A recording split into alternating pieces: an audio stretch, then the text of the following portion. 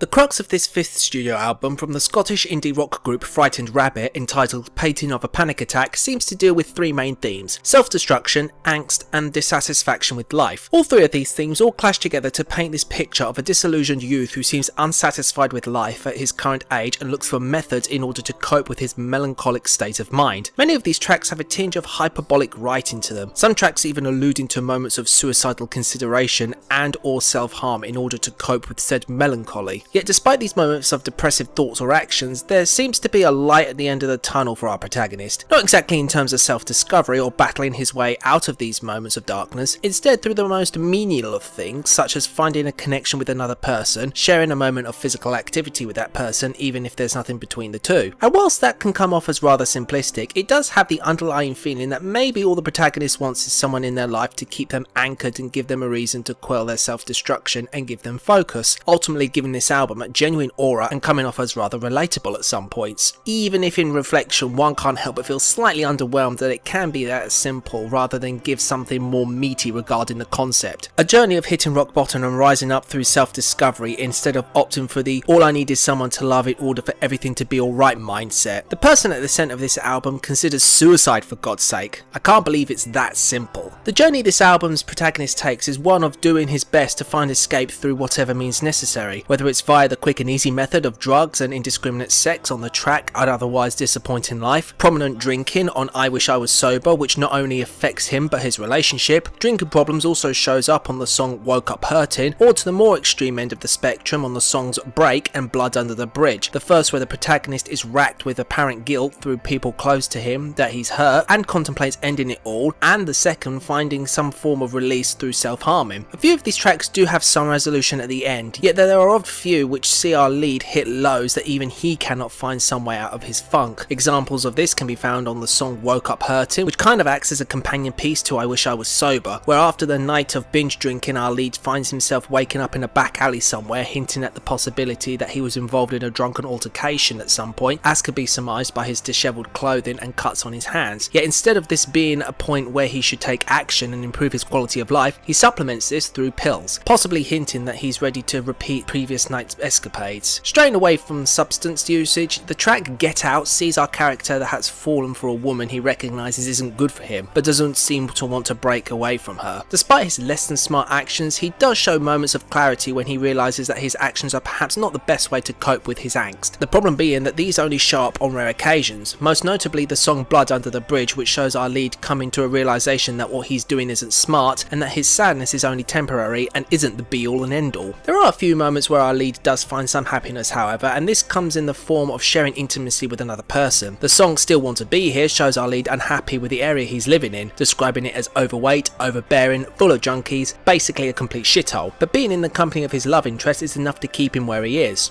Okay, it's a little shallow, but at least it's something of a more positive light, right? Similarly, the track 400 Bones paints this picture of lead singer Scott Hutchinson's character sharing his bed with his love interest and how she acts as his source of support, comfort and love. Then you have the other tracks that don't necessarily tie in with the overriding theme, yet somehow do have a lot of resonance. The opening track Death Dream, my personal favourite on the album, is this really grim and bleak account of Hutchinson discovering the deceased body of someone who's committed suicide in his kitchen, along with some stark imagery to boot. The song Little Drum is a mini commentary on an entitled youth who believes that he deserves all the good things in life without ever having to leave his room in the process, an act that he actually spends all of his time doing. The song Lump Street acts as a mini vignette about two youths who have been brought up in a rough neighbourhood and have had to toughen up in order to survive, finding each other and have ambitions to leave and make a better life for themselves. And the closer on this album, Die Like a Rich Boy, reads as this poor boy living a fantasy of one day dying having lived a rich kid's life. Musically, the album is very much rooted in the indie rock and indie pop sound space. You've got the atypical electric and bass guitars, drums, vocals and synthesizers that all come together to create the wall of sounds. Some of these tracks are less distinguishable from others, but there are a few memorable moments. As I said, Death Dream with its ethereal and spacey synth driven sounds are great. The softness of the acoustic guitar balancing nicely with the synth line at the beginning of Still Want to Be Here and the quick rat-a-tat of the drums throughout. The bright guitar riff backed by the bass guitar and added drumsticks smacking against the drums on Break. The soft drum beat over the synths on Blood Under the Bridge has a nice patient and calming feeling throughout. The piano-led 400 Bones with softly strummed guitars lingering in the back, the buzzing drone of Lump Street, and the acoustic guitar ending Die Like a Rich Boy with brief heavy piano chords in intimacy intermittent moments and a string section. Vocally, Scott Hutchinson doesn't have much in the way of an expressive voice, which does have the misfortune of some of the song's themes and stories failing to have a lasting impact. You have tracks such as Death Dream, Still Want to Be Here and An Otherwise Disappointing Life, where Hutchinson reaches up into his upper register and gives these songs some weight, impact and benefits these tracks by giving them a memorable quality. Or you have the song Die Like a Rich Boy, where Hutchinson drops the American accents and performs it in his thick Scottish tones. Not sure why, but I'd be lying if I said I didn't like it. But then you have tracks like Little Drum, where his voice doesn't match against the thick synth horns, Get Out, where the frustrated lyrics are delivered with a nonchalant tone, a similar tone taken on the song Blunt Under the Bridge, which craves for some emotion, and 400 Bones being the best example at being a song with blatant sentimentality, but the guy couldn't sound more bored if he tried. In the end, this isn't a terrible album. In fact, there are plenty of elements here that I like. I like the angsty tone of the album. I like some of the tracks that have a brooding underbelly and the lyrics that have a sense of sadness and desperation, and the music, although it's pretty much paint by numbers indie pop, it's pretty inoffensive, and for the few moments that we get where the instrumentation style shifts, they are very much welcome. Of course, the album could have had more in terms of melodies, the vocals could have had more in regards to expression and emotion, and lyrically, I think a few tracks could have been taken from good to great, but ultimately, I think it's a decent little album and one that could become a grower in time. Overall, I score this album a 73 out of 100.